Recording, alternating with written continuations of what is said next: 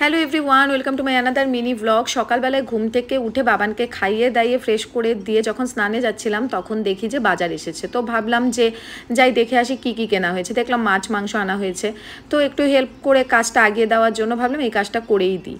তো আর এছাড়াও না, মাছ মাংস ধুতে আমি ভালোই বাসি, খুব একটা আমার ঘেন্না টেন্না লাগে না, বরং আমি ভালো করে পরিষ্কার করে ধুই। আর সবাই বলে যে আমি এতই ধুতে থাকি যে মাছ মাংস পুরো সাদা করে দিই, এর আগেও তোমাদেরকে ব্লগে বলেছিলাম।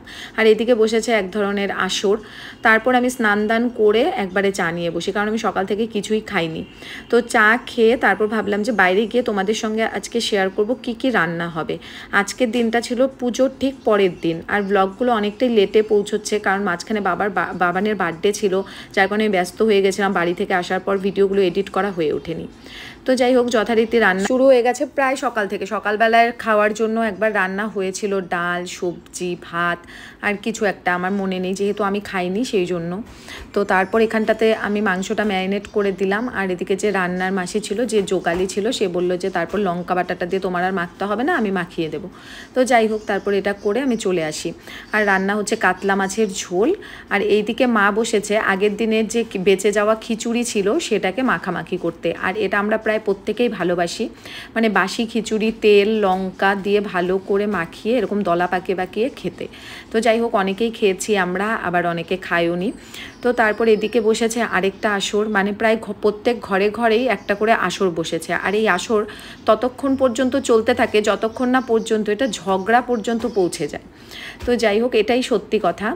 আর তারপর আমরা একটু গলা ভিজানোর জন্য একটু কোল্ড ড্রিঙ্কস খেয়ে নিলাম, কারণ তো মানে গরম পড়েছে যেটা আর বলার ভাষাই রাখেন। আর ইনি তো ফ্যানটা ছেড়ে উঠছেই না, ফ্যান যেখানটাতে উনিও সেখানটাতে। আর এদিকে দেখো বাবান কি দুষ্টুমি করে যাচ্ছে, কারণ আমি ওকে এখানটাতে আসলে অত বেশি খেয়াল রাখতে পারি না, ওইদিকে জল দিয়ে খেলছে। তারপর ওকে কি করব, ভিজেই গেছে, স্নান টান করিয়ে আবার আসি এখানটাতে একটু দেখতে কদ্দূর কি রান্নাবাড়ি হচ্ছে।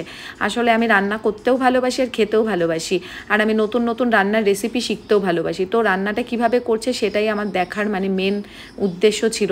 তারপর দেখলাম যে আমরা যেভাবে রান্না করি ঠিক সেইভাবে করে রান্না করেছে, এক্সট্রা কিছুই না, একদম ঘরোয়া রান্না। সত্যি কথা বলতে এনাদের হাতের রান্না খুবই টেস্টি ছিল, আর মানে খুব ভালো ছিল, একদম লাইট, খুব একটা বেশি যে কম মশলা তাও না, মশলা ঠিকই দেয়া হয়েছিল, বাট খাবারগুলো খেয়ে কারোর কোনো অসুবিধে হয়নি।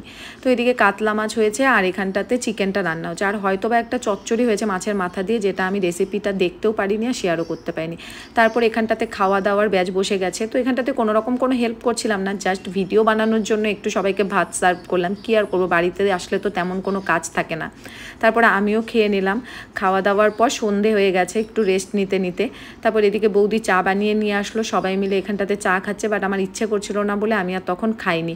তো কিছুক্ষণ রেস্ট করার পর চলে আসি বাইরে, যেহেতু কালকে রাখি পূর্ণিমা, সেই জন্য চাঁদটা পুরো সুন্দরভাবে দেখা যাচ্ছিল।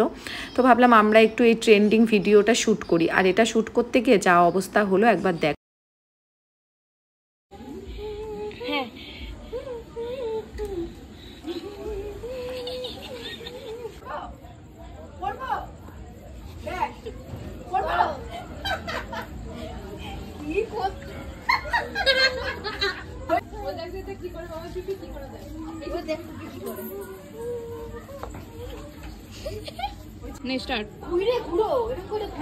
একটু ঘুর স্টাইল মাইরা। তো আজকের ব্লগটা না আমি এই পর্যন্তই রাখবো। তোমরা সবাই ভালো থেকো, সুস্থ থেকো, দেখা হবে তোমাদের সঙ্গে নেক্সট একটা ব্লগে। তবে বড় ব্লগ মাঝে মধ্যে আসবে, আর মিনি ব্লগ কিন্তু রোজই আসবে।